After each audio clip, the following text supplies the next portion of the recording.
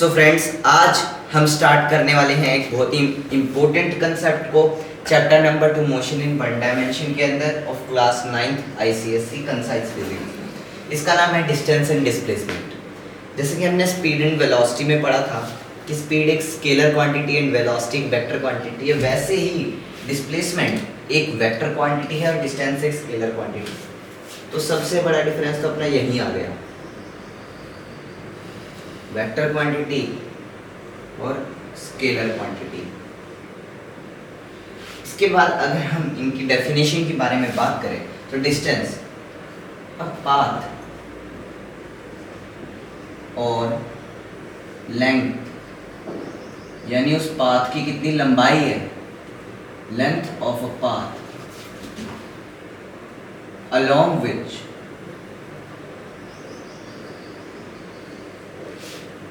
a body is moving। ये होता है डिस्टेंस। कोई पाथ या फिर किसी पाथ की लेंथ, कोई भी हम अगर जगह पर किसी भी पाथ पर किसी रोड पर चल रहे हैं तो उसकी जो लेंथ हम कवर करेंगे वही डिस्टेंस होता है। किसके अंदर? इन अ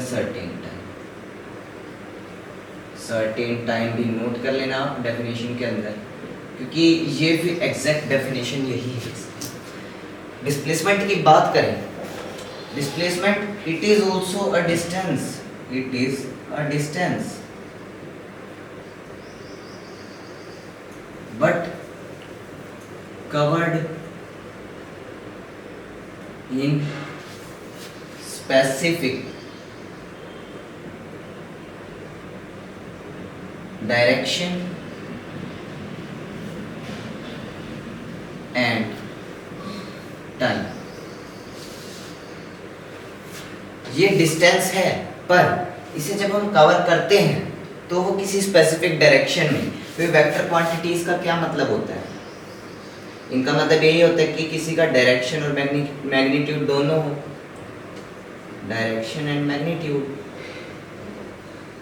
यही होता है वेक्टर क्वांटिटीज का मतलब। तो इसमें डायरेक्शन भी इंपॉर्टेंट है, इसमें सिर्फ मैग्नीट्यूड होगा। ठीक है, अगर हम इसका एग्जांपल है तो डिस्टेंस एक बिल्कुल स्ट्रेट पाथ, एकदम स्ट्रेट पाथ, ये 100 मीटर का डिस्टेंस, ये हमारा डिस्टेंस है। यहाँ पर ना डिस्प्लेसमेंट की एक दो डेफिनेशंस और भी मानी जाती हैं, जो कि है shortest distance between final and initial position।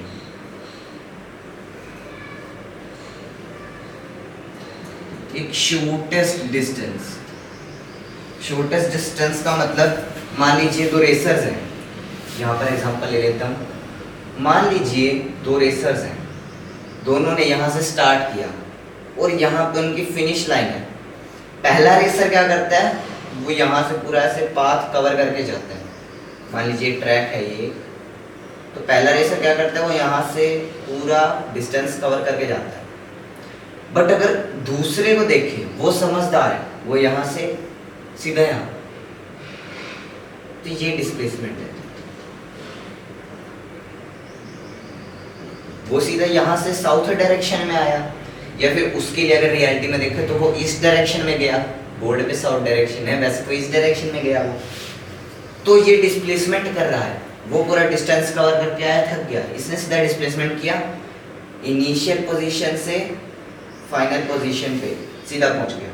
तो ये हमारा डिस्प्लेसमेंट होता है और ये हमारा डिस्टेंस है। हाँ, और एक और चीज़ ध्यान रखना कि डिस्प्लेसमेंट नेगेटिव भी हो सकता है।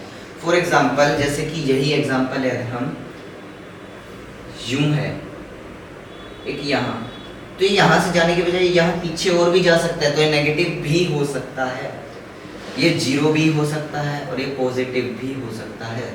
बट अगर हम बात करें डिस्टेंस की, तो डिस्टेंस हमेशा पॉजिटिव रहेगी, डिस्टेंस कभी नेगेटिव नहीं होगा। ये जो पाथ है, ये यू शेप का, ये कभी नेगेटिव नहीं होगा, है। ये तो चलो एक एग्जांपल है, और भी एग्जांपल्स होते हैं बट हमने इससे समझा है।